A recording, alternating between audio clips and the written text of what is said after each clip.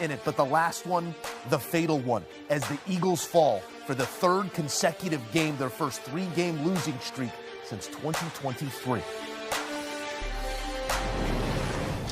Back in studio with the fellas and Emery Hunt, Bryant McFadden. This is the type of game that takes years off of coaches' lives. We're looking at 8 turnovers combined between these two teams. 5 fumbles, 3 of them lost, 5 interceptions, 4 belonging to Jalen Hurts. We somehow, some way get an LA Chargers victory, which keeps them right where they want to be in that playoff picture. What do you make of the messiness of this football game? I don't know. I was surprised, like all of you were watching this ball game, because these are 2 playoff caliber teams with experience at the quarterback position, at the skill position spots as well. And this was one of the more sloppier games that I've watched clearly this season.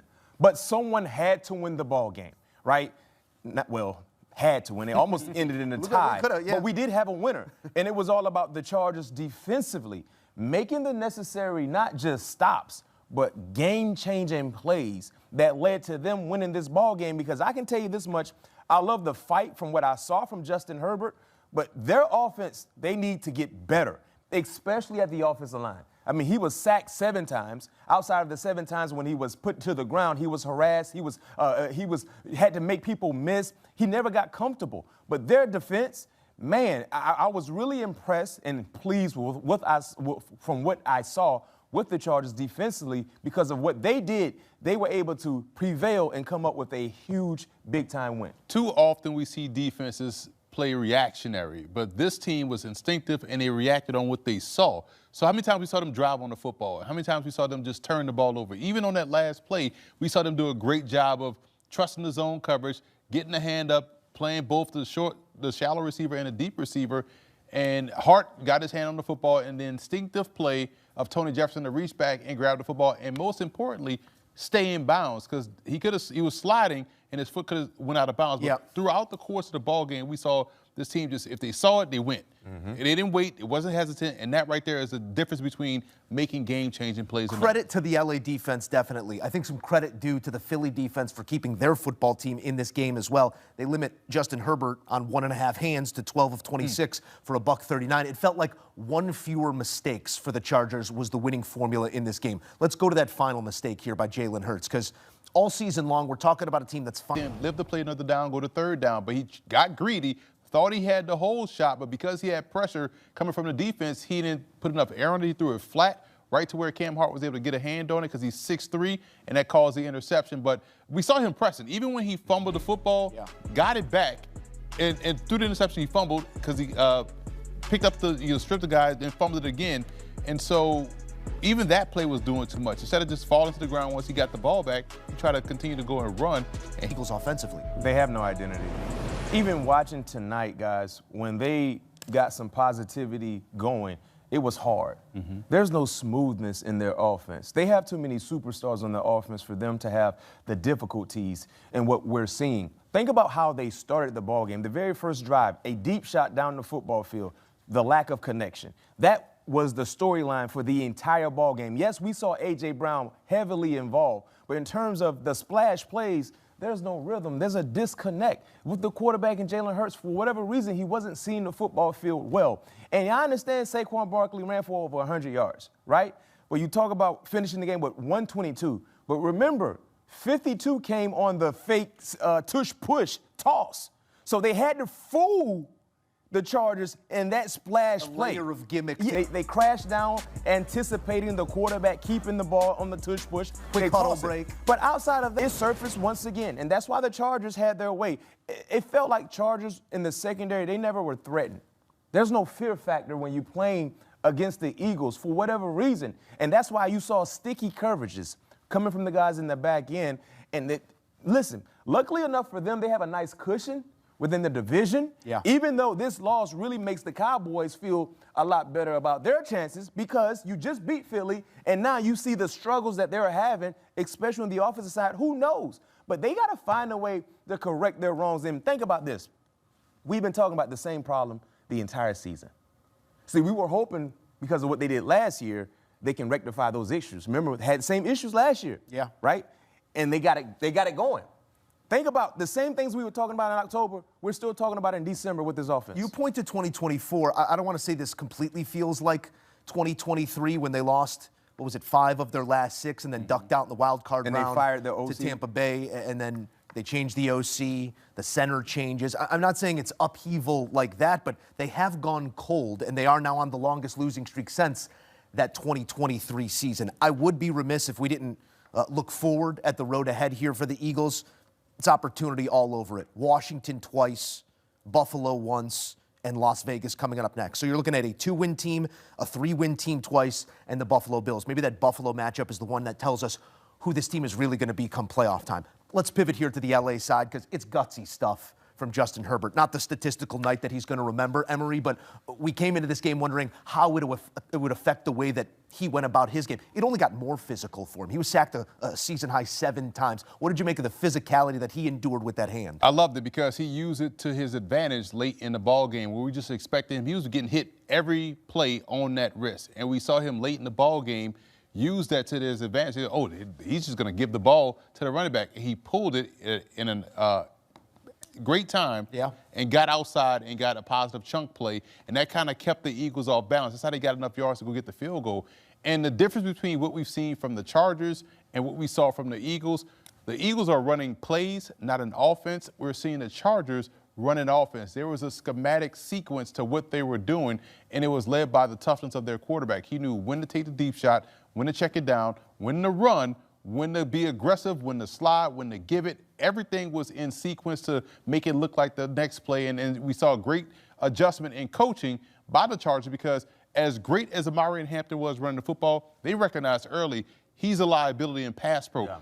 Kamani Vidal, yes, we have you returning kicks. We know you can run the football too, but you probably are our best in pass pro. So get in there and you have to go the distance. And so they changed that right on the fly and didn't let a bad play linger or didn't do things that ultimately cost them the game. That helped them win the game so the Eagles defense couldn't get back in it. So the coaching on top of the toughness, on top of the reactionary skills, it was a complete team win for the Chargers. This was the gutsiest performance I've seen from Justin Herbert, I think, in his career.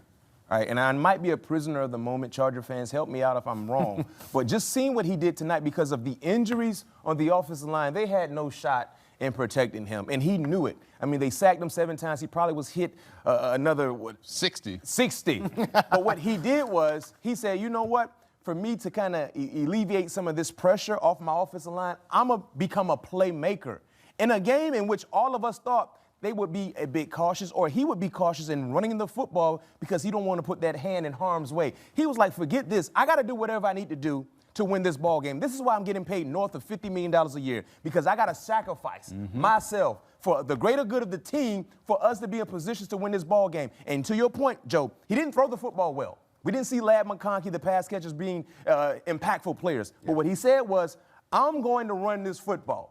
Right? Ran the ball 10 times for 66 yards. He averaged 6.6 yards per carry. Every time he ran the football, it was significant yards. They needed that. So when you talk about your franchise quarterback understanding and knowing how important this game is, and he was going to do everything in his power to win this ball game, my hat's off to Justin Herbert. Already sacked a career high. He just had surgery last Monday. He was on an operating table a week ago, and he was maybe not operating at the highest level here on Monday, but it is enough to get the win. Sacked a career-high 45 times already this season, and they have 4 remaining games to play. The stiffness of test of those 4 is nothing to be shy about here. They got a KC team playing for their life next week, Dallas, Houston, and closing with Denver. So this does not punch ticket for the Chargers, but a massive win here. The difference between 9-4 and 8-5, massive. We're going to have that AFC playoff picture coming up here in a moment. But Mac, I tell you, coming into this game, that the Eagles are going to sack Justin Herbert 7 times, and they're going to force 3 turnovers. That's a win. That's a win. So that's a win. Let's play this out in that locker room that's come into question throughout this season.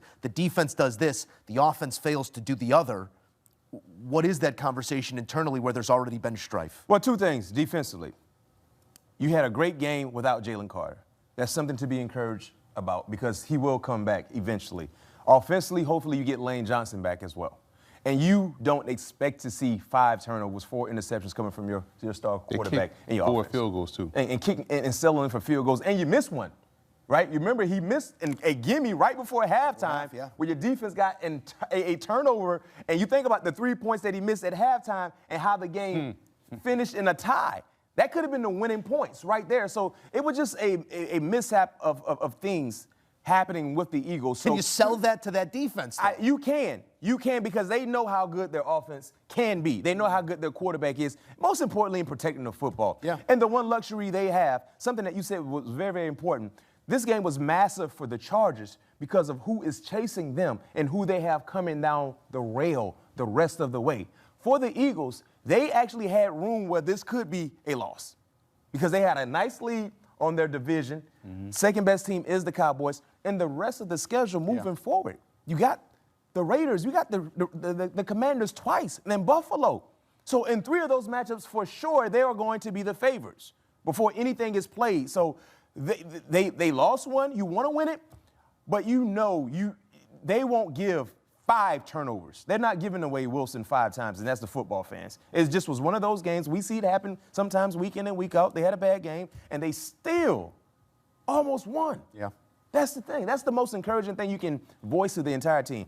Look how bad we played, and they had to beat us in overtime. In order for that to ring true, they have to come out in their next game and completely dominate from start to finish to leave no doubt, because the way they played tonight, the way we've had these questions all season long about Philadelphia, who's to say they wouldn't go out there and lose to a Raiders or Washington or anything like that? So I expect to see the Eagles come out and play the best game they've played all season long next week, because they have to, because you can't tell that defense for long-term success, hey, we can go run it back if we can't get this done like we did last year. You know, most times you love to get back to the good graces of home, but those Philly fans, whew, you almost want to be in Las Vegas to try and exercise those demons, because if that first drive doesn't end in a touchdown. We saw that when they played the Bears. Boy. Like, first incomplete pass, the Boo-Boos are out. 3 consecutive losses for the first time since 2023, Dallas, Chicago, and now a heartbreaker here in overtime to the Chargers.